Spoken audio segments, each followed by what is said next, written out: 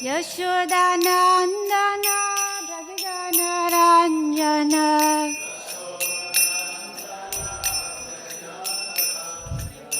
Yamuna Tira Vanachari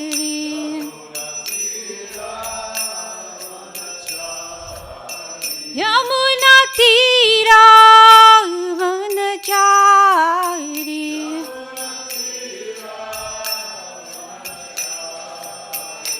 Jaya Radha Madhava Kunja Bihari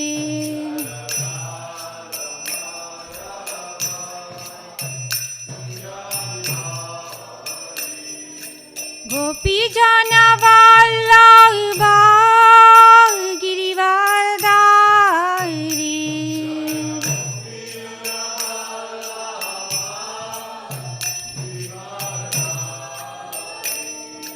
Gopi Jana Vallabha Girivardhari Gopi Jana Vallabha Girivardhari Yashodanandana Brajadana Ranjana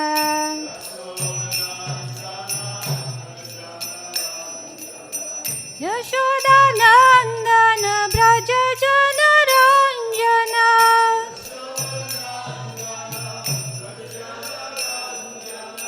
Yamuna Tira Vanachari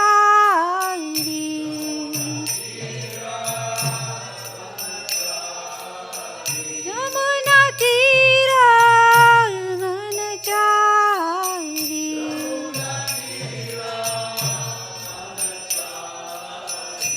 Jaya Shri Krishna Chaitanya Prabhu Nityananda Shri Advaita Gadadhar Shivasadi Gaura Bhakta-vrinda Shri Krishna Chaitanya Prabhu Nityananda Shri Advaita Gadadhar Shivasadi Gaura Bhakta-vrinda Jaya Shri Krishna Chaitanya Prabhu Nityananda Shri Advaita Gadadhar Shivasadi Gaura Bhakta-vrinda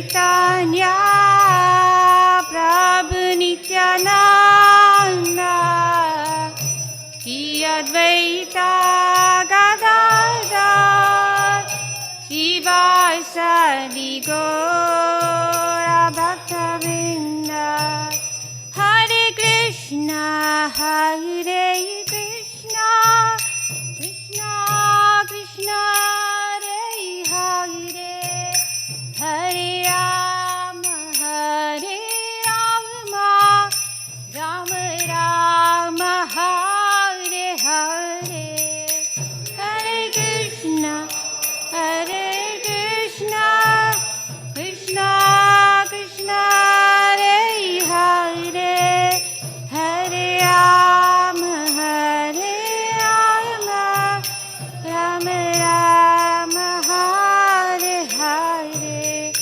Hare Krishna Hare Krishna Krishna Krishna Hare Hare Hare Rama Hare Rama Rama Rama Hare Hare Hare Krishna Krishna Krishna Krishna Hare Hare Hare Rama Hare Rama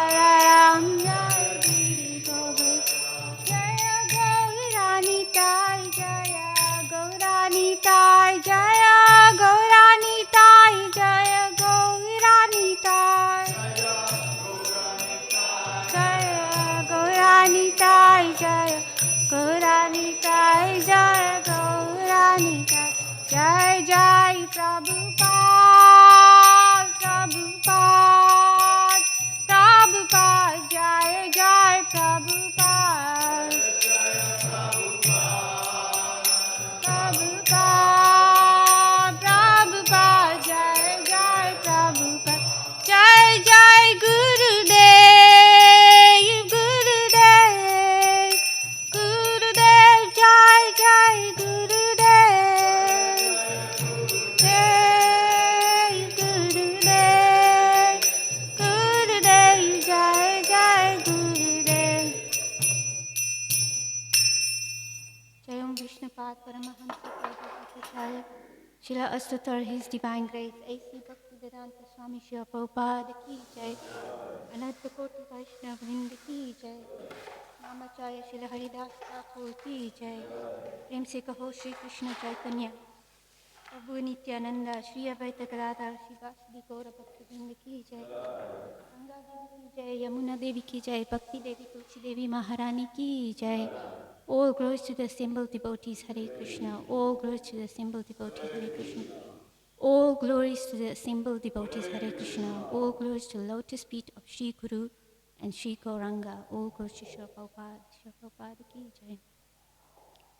Hare Krishna and good morning. Welcome to this morning's Srimad Bhagavatam class. So every morning we have these talks by different speakers where we share the teachings that were brought to us originally from God, Krishna, and the teachings were brought to us by Srila Prabhupada, who kindly brought this knowledge to the West so we can all benefit from the spiritual knowledge.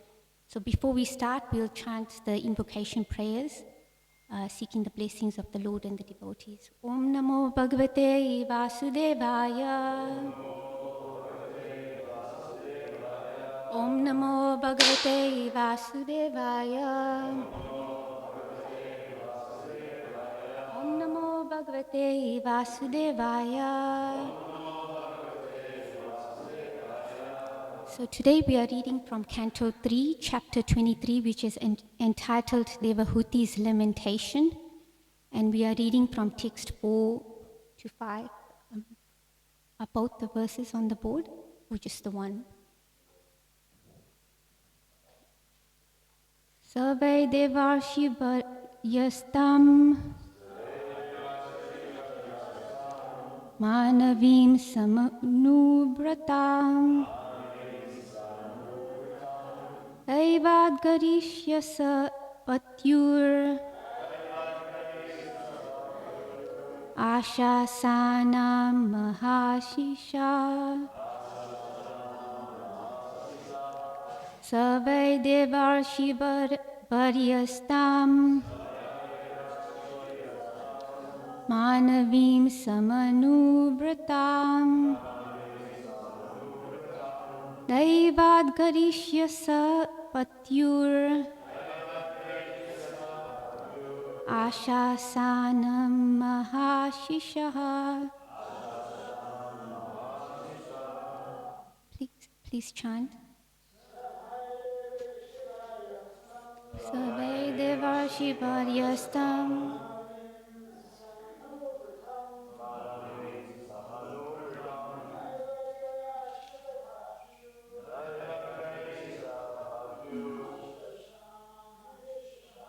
Ashasanam Mahashishaha.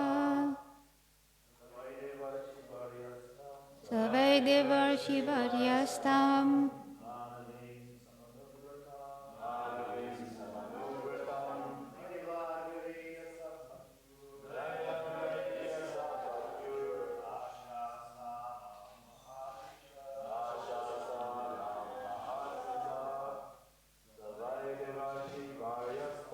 Savai Devarshi Varyastam Manavim Samanavratam Daivagariyasa Patyur Ashasanam Mahashishaha. Ladies. Savai Devarshi Varyastam Manavim Samanuvratam Daivagariyasa patyur Ashasana mahashishaha Sabai devarshi varyastam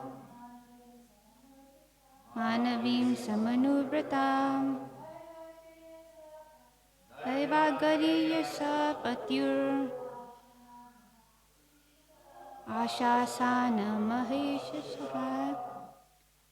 So we'll chant the word for word, and the word for word will be for the two texts, 4 and 5. Saha, he, Kadama. Vai, certainly. Deva Rishi, of the celestial sages. Varyaha, the foremost. Tam, her. Manavim, the daughter of Manu. Samanuvratam, fully devoted. Daivat, than providence. Kariyasaha, who is greater. Patyu, from her husband. Ashasanam, expecting. Maha-ashishaha, great blessings. Kalena bhuyasa, for a long time. Shamam, weak. Karshitam, emaciated. Vratacharyaya, by religious observances.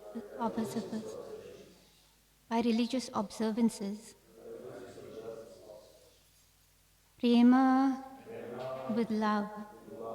Gadgadaya, stammering.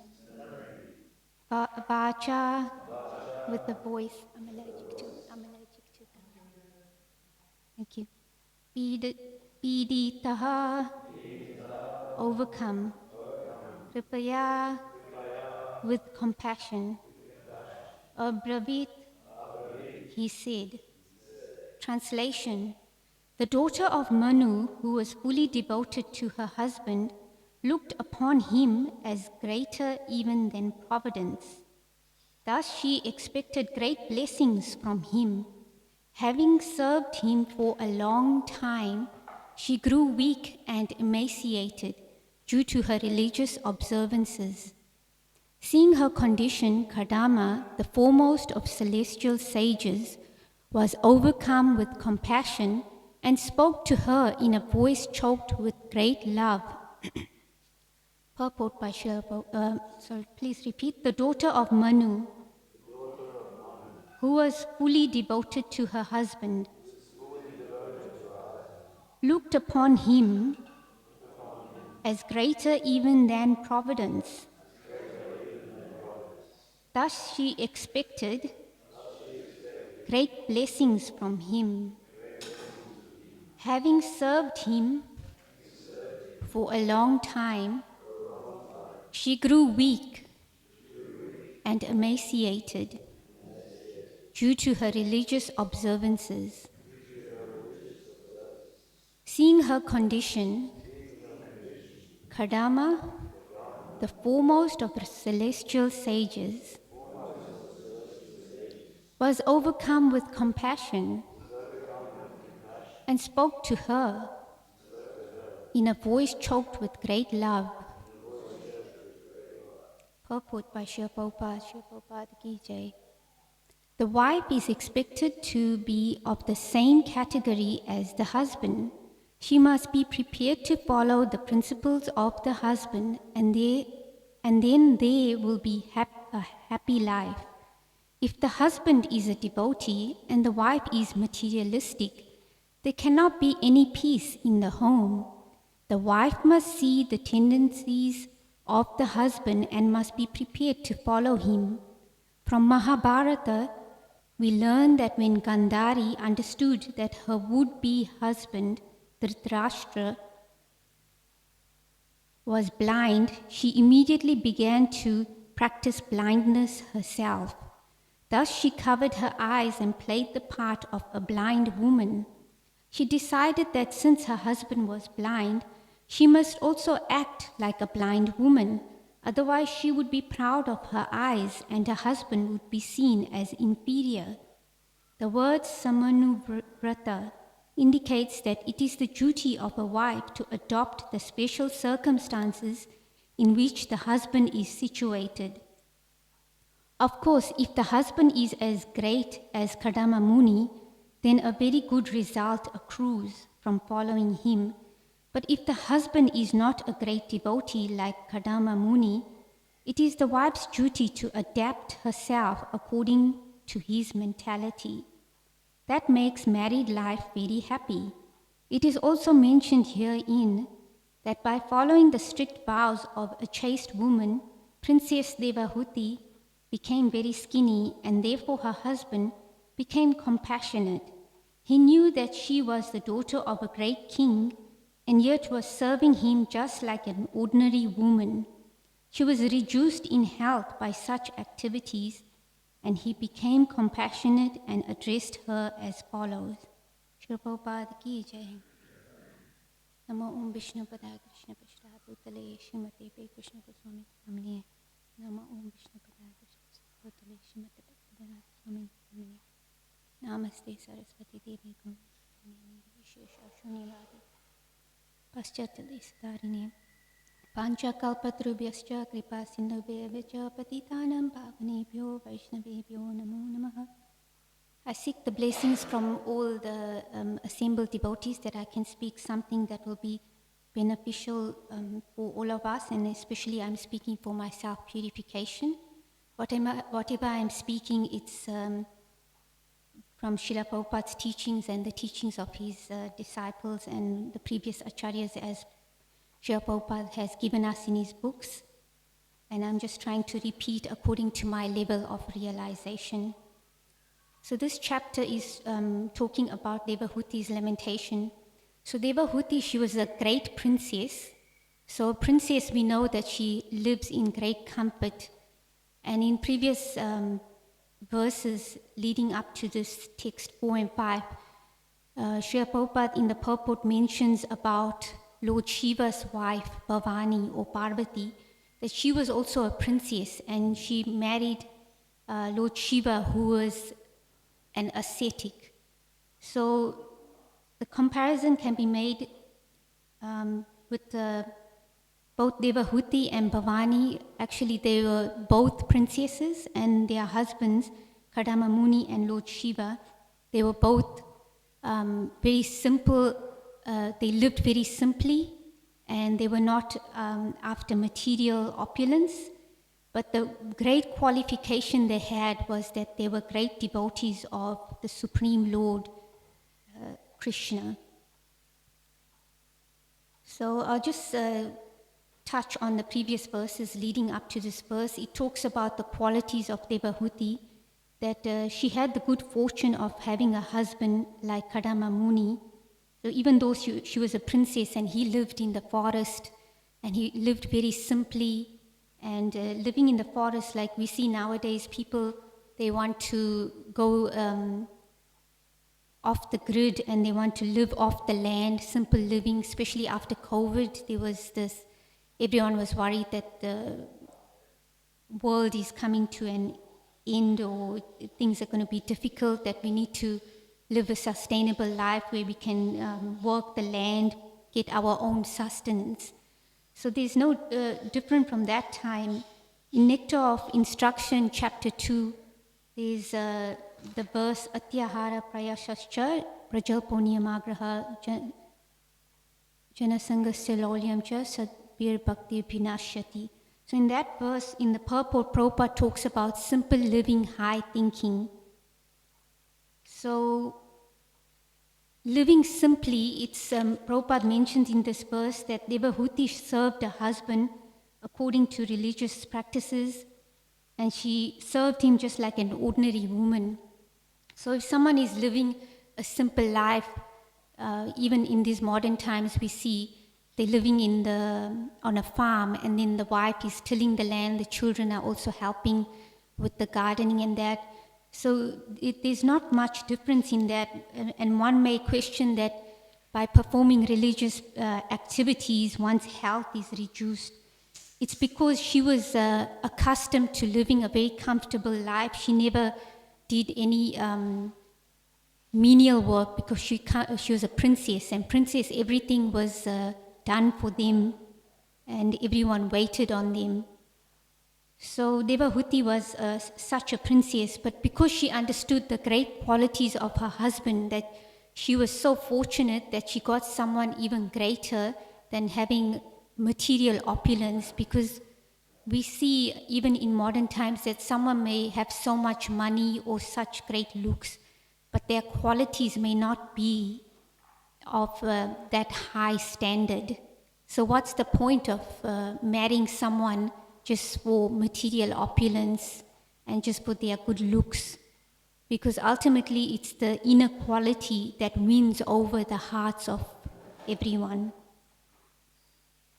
In saying that, it doesn't mean that someone who is very wealthy or good looking is not of good quality, but the primary focus is on developing those inner higher qualities which are universal to every religious practice: kindness, compassion, and qualities like that.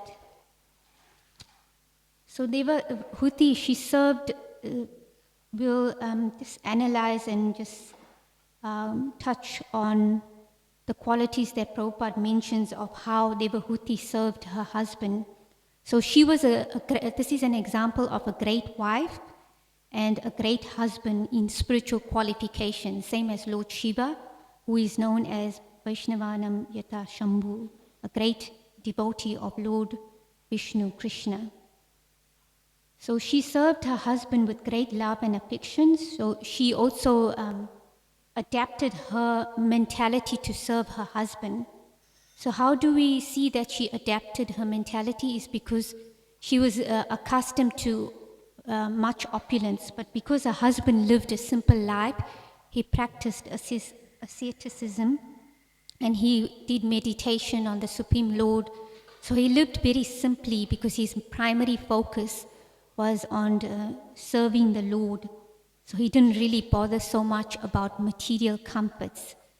And she served him with intimacy, vishrambena, with great respect and with great reverence, gauravena. She served him by controlling her senses and with love, and she served him by speaking sweet words. She rendered service to him just like an intimate friend, and she was tolerant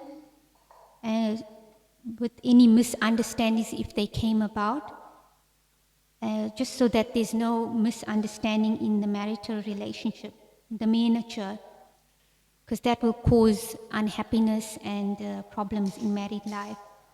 So there is the science, man's psychology and a woman's psychology. In modern times, there's a book that there is one Swami who recommends his disciples to read that before they want to enter into married life. Men are from Mars and women are from Venus. So just this basic understanding of that the psychology is different for a man and a woman, also because of the physical makeup of the body. In general, the women's body is more fragile or smaller. So the man has this nature of wanting to protect, or an alpha male, he wants to protect and lord it over. So one would question, what is this lording over, Vedic times? But the man's, we heard in previous verses, that the man has a need to be superior to the wife. It doesn't mean that in modern times superior means that I will walk all over someone who is so-called inferior to me. But in the Vedic text, in the spiritual text, being superior and inferior has certain responsibilities, and someone who's in a superior position, just like the father or in a company, the manager, it's not that they mistreat those that are under them or their subordinates. They have the responsibility to oversee that their subordinates are also comfortable in their own service. So every one of us, we have a psychophysical nature, we have come into this world in a human body, whether male or female, but our primary duty, just like when ISKCON Swami was here, and he spoke about our the swadharma, which is our nature according to our psychophysical nature, the body we have in this lifetime, our inclinations. Maybe someone likes gardening, and someone is a manager, and our sanatan dharma, that's our eternal occupation, our eternal duty. So we have this human birth, and in this human birth we have a special mission in life. That is to understand, who am I, who is God, and what is my relationship with Him, and what is my mission while I am here in this world. So it's not that we also disregard our swadharma, our duty while we are in this world. We need to function according to our nature. Just like in Bhagavad Gita, Arjuna, he was a warrior, so he had to fight, and that was his dharmic or his occupational duty, but he did it for Lord Krishna. So whatever our nature is, we do it very nicely, very perfectly, to the best of our ability, and we do that as an offering to the Lord. So Devahuti, she was trained. So in those days, even the princesses, they were trained how to serve great sages, because in the kingdom, great holy people used to visit, and they used to hear the scriptures and hear about the great devotees of the Lord and their qualities. So they learned how to serve great personalities, how to also treat those that are subordinate to them. It's not that the princesses mistreated their maidservants. Actually, the maidservants were like their friends, even though they were appointed as maidservants. So a very qualified and chaste lady like Devahuti or Bhavani, Parvati, they were trained how to carry out their duties. So the great wife, she knew that her husband is a great devotee of the Lord, so she served him to facilitate his service to the Lord. And in the purport of which is also related to today's text, it talks about in 323.2, it talks, Prabhupada mentions familiarity breeds contempt. Ramai Swami mentioned that when he spoke yesterday. And so what is this familiarity that breeds contempt? Usually also we are living in a community, we see each other, or a husband and wife relationship, then we say, oh, it's just that person. But we need to understand that we should always, we may be familiar externally and friendly and that, but we should always maintain that inner respect and reverence. Just like in the verse it says, Gauravena, Devahuti, she served her husband with great respect and great reverence. So even though there's that intimate relationship of an intimate family member, husband, that understanding for all of us as aspiring devotees is that this person is a devotee of the Lord, and I should serve them with respect, even though that loving familiarity is there when between husband and wife and children and intimate relatives. And it's also mentioned that she always desired the good for her husband. Sauradena Bacha Madhuraya. And she worked sanely and diligently. The word diligent, I looked it up, it says with great care and conscientiousness in one's work or duties. And thus she pleased a very powerful husband. In today's verse it said there that she served her husband and she looked upon him with as greater than even providence. So there is in our scriptures, we serve in the Guru Vashtakam. Every morning we sing the prayers to the spiritual master. And in the verse 7 it says Sakshad Haritmena Samasta Shastre. So it is bona fide that she was serving a husband as even greater than providence, and she was expecting great blessings from him, because the wife sees the husband as the guru or the spiritual master, and that is a qualified husband like Kadama Muni and Lord Shiva, who are great devotees of the Lord.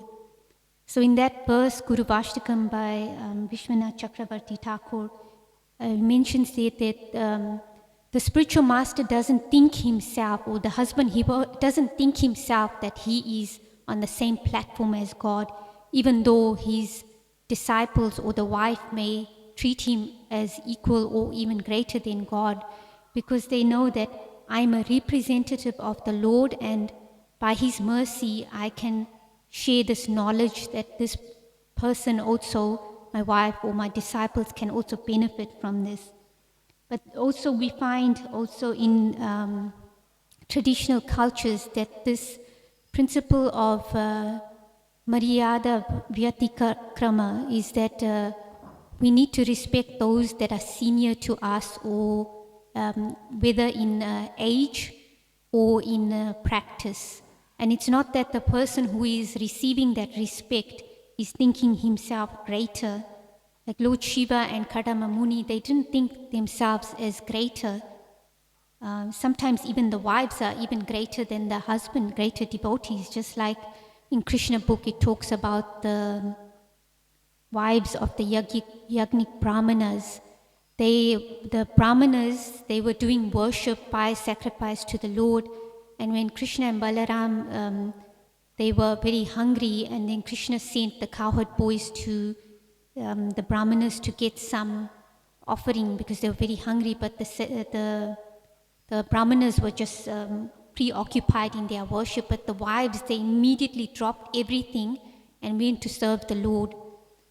So these externals may be there of superior or inferior, but whatever position we may be in, that internal understanding is that I am a very minute particle of the Lord. I am a servant of the Lord, and I have a service to do. So even though one is in the superior position of a husband or a leader or a manager, he accepts that service.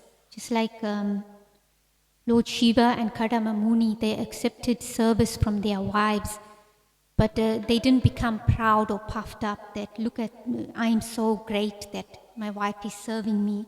No, because, and it says there that she was knowledgeable, she was expecting great blessings from him. Just like in Bhagavad Gita 4:34. What is the verse, Tom Prabhu, 4:34? Tadbidi. Yes. Thank you, Maharaj. Thank you, Maharaj. Yes. Tadbidi pranipatena pariprashnena sevaya upadekshati gnanam gnaninas tatpadarshinaha. So one should serve the spiritual master with the... Can you read the translation, Tom Prabhu? There's a microphone.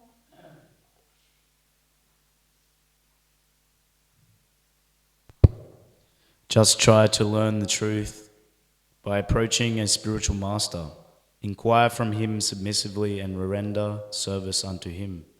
The self-realized souls can impart knowledge unto you because they have seen the truth. So this is a great spiritual science. It's not that in modern times someone is superior, because we have had experiences that people who are in position, they walk all over people or they misuse them. No, there is it's not that we throw out the baby with the bathwater. There is a science by serving a qualified great personality who is a great devotee of the Lord. They can impart knowledge to us, just like in the grandparents in the old times, in traditional cultures, the grandchildren would serve their grandparents, would be respectful, and then they would get the knowledge, even just material knowledge like weaving or cooking, things like that, because by service, we are getting the blessings and the education of how to do things, and especially in spiritual topics, it's very, very scientific, and we get the blessings by humbly and menially serving the Lord. So we see even examples of great personalities, like there is this one great saint, his name is Narottam Das Thakur, and he was very saintly, very academic, he knew all the scriptures very well. So, but someone who was so scholarly and academic, he served his spiritual master menially by, this was in the old times, they didn't have modern day washroom facilities. So he would go in the forest and he would clean up after the spiritual master had done his morning oblations. So, and even we see the example of Srila Prabhupada's own spiritual master, Bhaktisiddhanta Saraswati Thakur, that he was a very great scholar, but he accepted a spiritual master who was who was actually illiterate, but because he was qualified by spiritual knowledge and spiritual practice, then he accepted him as a spiritual master. So externally, one may be on a different platform, superior or inferior, but the real test and the real value is in the spiritual practice. Because even when one is so superior, so advanced in spiritual practice, they are actually the most humble, that you would not even sometimes, like the example that comes to mind is King Prataparudra. Even though he was a great king, but he would actually sweep in the Rath Yatra, he would sweep the cart before the chariot would come for the Lord, the Supreme Lord Jagannath. And we need to understand that actually in those times, a great king would never be seen doing any menial work. You know, for nowadays, we don't think much of it. What's the big deal? But actually, in the position now, if we see that, just say the president of some country, he would go and empty the bins. We would never think that the president would go empty the bins. But a great devotee of the Lord would even do menial service for the Lord. We hear also like Janananda Maharaj and Kadamba Kanana Swami, they would even go and clean the sewers if they were blocked. So it's not that one is of a superior spiritual quality that they wouldn't do what is needed. So the most important quality, so we see that in Devahuti, that she was a princess, but she served her husband, disregarding everything, and because she was accustomed to material comforts and she served her husband, lived simply just to facilitate his service, and she was very faithful to her very powerful and qualified husband, that she got the blessings from him, which we'll find out in the future verses. And Prabhupada mentions the example of Gandhari. In the Mahabharata, there was a great, he was born the prince Dhritarashtra, and he was meant to be king, but actually because he was born blind, he had to defer the kingdom to his younger brother.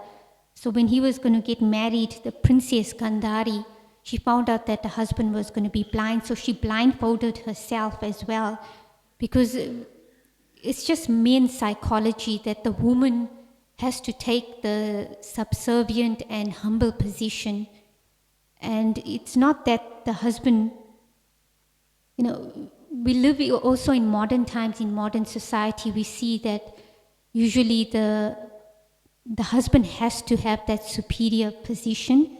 And even though maybe in the behind closed doors, who knows, the wife is actually, the husband is like a henpecked husband, just like the example of Krishna. He's actually God himself, the Supreme Personality of Godhead. And he did many great activities, but at home he was just like a henpecked husband. So it's not that the husband will mistreat the wife just because he is externally and in public being served by the wife.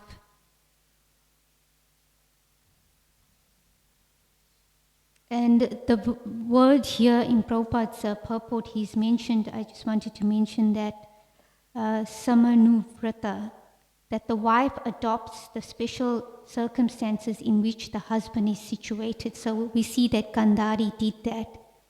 And we also hear Prabhupada in one lecture, he mentioned about there was this one beggar and he had leprosy and he was married. So maybe he caught leprosy or he got the disease after marriage, I don't know the circumstances. But his wife didn't leave him just because he had that disease. She actually stayed with him, and every morning she would bathe him and cleanse him, and then he would go sit in the street and go begging.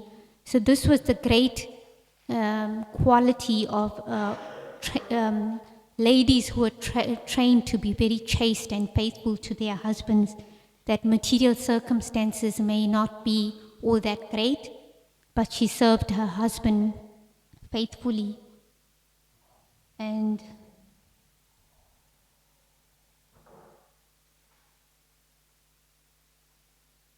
in Bhagavad Gita also, it mentions how austerity in chapter 17, austerity, Devahuti performed great austerity. So there's austerity, everything in the, we are doing Bhakti Shastri with Ikshvaku Prabhu.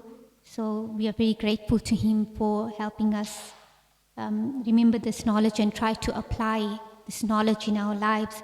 So it mentions in the Vedas, they deal mainly with the three modes of material nature. So every activity we do, whether it's sacrifice, austerity, foods, gaining knowledge, work, charity, they're all divided into three different categories: the mode of goodness, mode of passion, and mode of ignorance.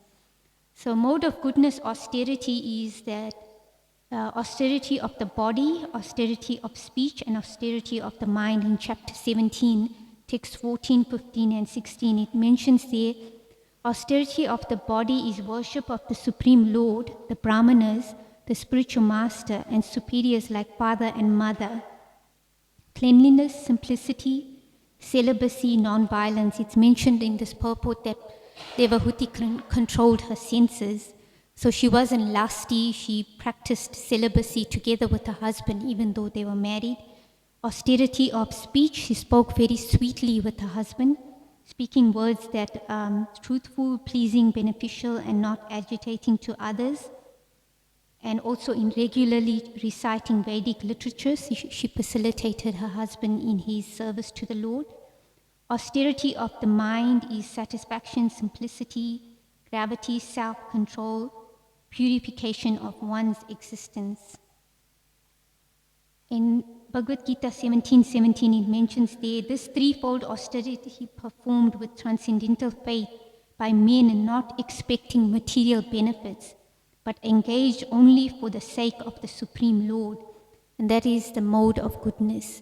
And even beyond the mode of goodness, Shuddha Sattva, because one is not expecting any material benefit, one just wants to please the Supreme Lord and his dear devotees.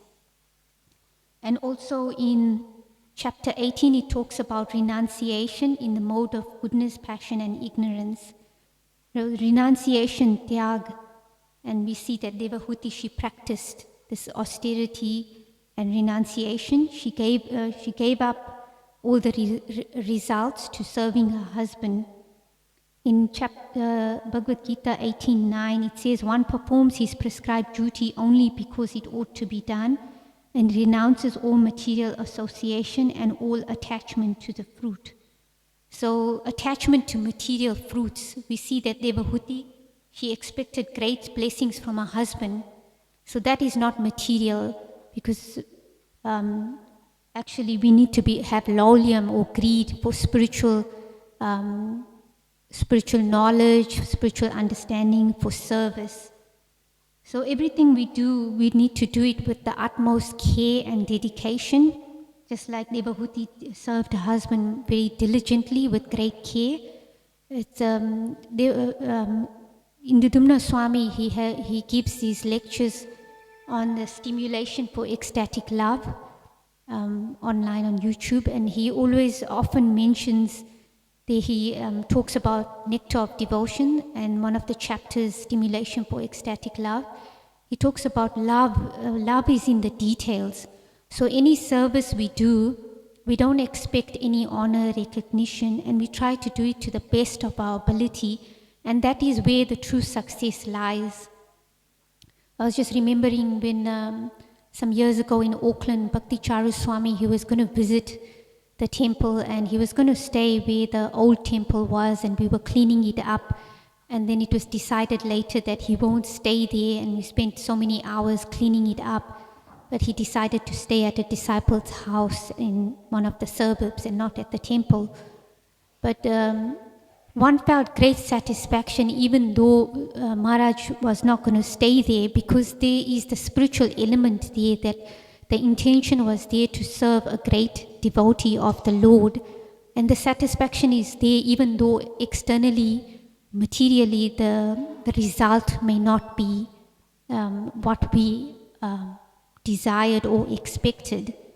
And also in modern times, it's a good reminder for us that we don't just do service when there's an audience, or when, especially with social media, there's this tendency sometimes to say, oh look, I've been here and I did this service and that service, but doing service for the pleasure of the Lord and His devotees, and that is sustainable, because Krishna is the witness in our heart, and He knows our intention and our purpose, because even in Srimad Bhagavatam, He talks about devotional service in the different modes. So devotional service could also be in the mode of ignorance and passion.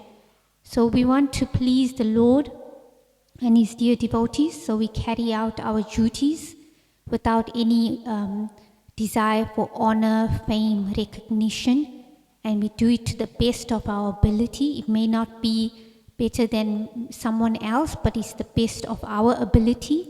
And because it is offered with the best ingredients, the best qualities, the best everything that we have, then we achieve the same spiritual benefit. Just like in the Ramayana, there's the example where Hanuman was carrying great boulders to build the breach to Lanka, and there was a tiny squirrel that was flicking a little bit of sand and little stones. And then the example is given. Lord Ram, he said that this service performed by the squirrel is equally as important and equally as beneficial as Hanuman carrying big boulders.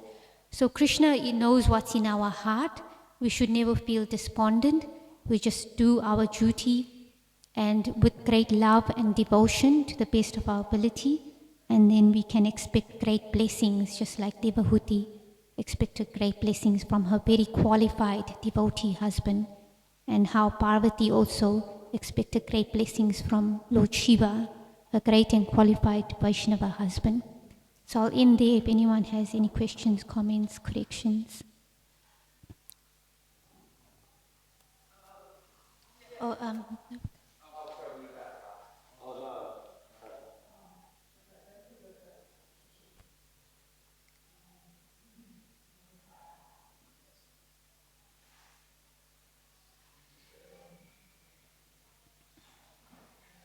Hare Krishna. Oh, thank you for a very nice class, Vaishnavi. Yeah, I'm wondering on this point of, women being recommended to always follow the husband and to sort of fall in with his ways, shall we say. Today in Kali Yuga, there is, I would say that probably, 90% of all the criminals in jails around the world are men. They're not women. And I remember also studying in the social sciences going back a few years ago. According to the reports in New South Wales, it was said that in 95% of domestic violence cases, it was the man who was the perpetrator or the offender. So, I'm just sort of drawing attention to the problems in Kali Yuga. There are so many violations that are caused, and it does seem to be mainly coming from the male population. So how does that, how would you talk about that in, against the backdrop of what you've been saying about women following their husbands? So in this case, it was mentioned by Prabhupada in the purport that the husbands were actually qualified. Because example is here of a great wife and a great husband. And as you mentioned, in modern times, in this current Iron Age, Kali Yuga, there are anomalies that the husbands may not be qualified. And even we see that there are devotees and there is protection laws even within our society which protects those that are abused, whether children or wife, or sometimes even the husband can be. But as you said, the majority of cases are men. So in those cases, we see that we need to be, Prabhupada wanted all of us to be independently thoughtful and leaders. So leader doesn't mean just taking up an external position. So even the ladies who have a female body, they have this responsibility to also read the scriptures and understand that what is a qualified husband, and sometimes also tolerate, maybe, in both cases, husband and wife, we may not come up to a certain standard, but as long as we keep Krishna in the center, and of course, if there's abusive cases, then they should not be tolerated, as we hear also from our leaders as well. So thank you very much. Thank you. Kalki, I think, was next.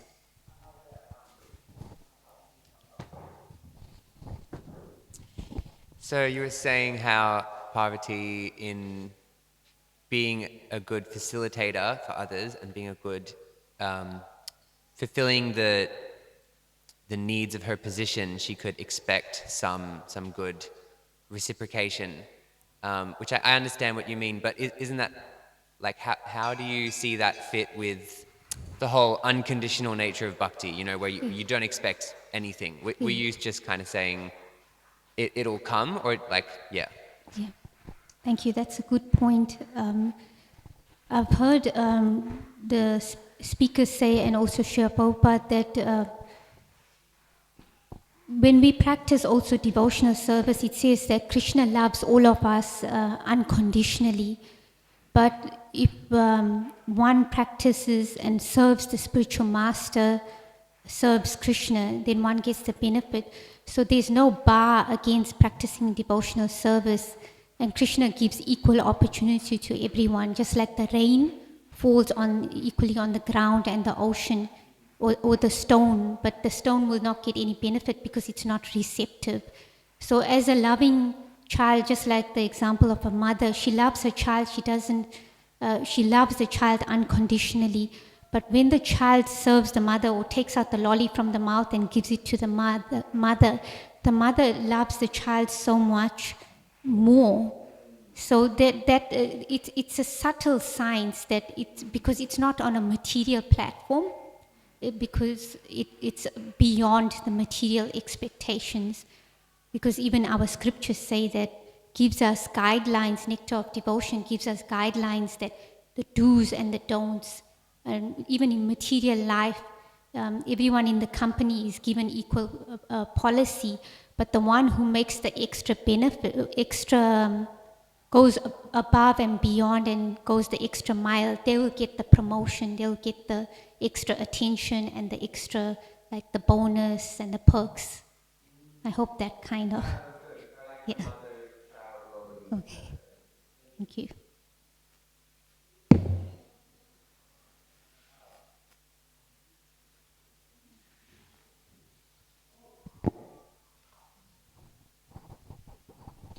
I was going to ask a question, but I think this sort of goes along with what Mataji asked about the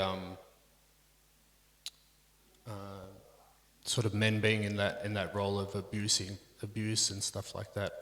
Where would you say it sort of gives more evidence to how the parents should protect? Like we hear the father protects, then the husband protects, then the male child protects the women. Why maybe it should be vetting should be more happening these days, and we see in this instance where Devahuti's father actually knew of the good qualities and heard about all that before he sort of gave his daughter, where that sort of doesn't happen much these days. Would you say that's sort of more of a importance for that to be brought back into society again, rather than people choosing, say, love marriages and things like that? So we have devotee websites, marriage websites, and also the responsibility of someone who wants to get married and who has proper training. They go to their authority, they go to their ashram leader, and then they get guidance from them, and they ask them for help in getting married. So the person who's the ashram leader or the parent, they know the qualities of the girl and the boy, so then they can match. So as we understand, in this Kali Yuga, this Iron Age, there are so many anomalies. So both men and women need to take the responsibility of using their own intelligence and not giving up their intelligence and not saying, oh, the Vedic culture is like this. So we can't also use scriptures or because we are in the Krishna consciousness movement that everything has to be done automatically. We also need to be independently thoughtful and intelligent and seek guidance. And this is not only just for marriage, but so many activities in our spiritual life. We need to also always be introspective and thoughtful that what is my intention, what do I want to achieve from this. So in every field, whether it's seeking marriage or any activity in our spiritual life, whether it's seeking work or changing ashrams, then we always referring to the threefold checks, Guru, Sadhu, and Shastra. So we all need to be responsible for the choices we make. We may accept guidance, even it's not that also that the father may know the qualities of the girl, the mother, on the girl's side and the boy's side, the parents know. But sometimes even in those arranged marriages, they don't work out. So we always need to just remember that verse, Tattenu kampam sushamikshamanom punjana evatman. So whatever situation we have, we act responsibly with our intelligence, and we check Guru, Sadhu, Shastra. At the same time, we accept, we make so much endeavor, but whatever happens, and we can't change it, we just keep going on in spiritual life, because ultimately, that is our main purpose. Getting out of the cycle of birth, death, old age, and disease, and going back to the spiritual world where we can serve Krishna with eternally. And if we still need to be coming back to this material world, as long as we in the association of devotees and serving, that's the highest. Yeah. So we'll end there. Srimad Bhagavatam ki jai, Srila Prabhupada ki jai, Ananta Koti Vaishnava Vrinda ki jai.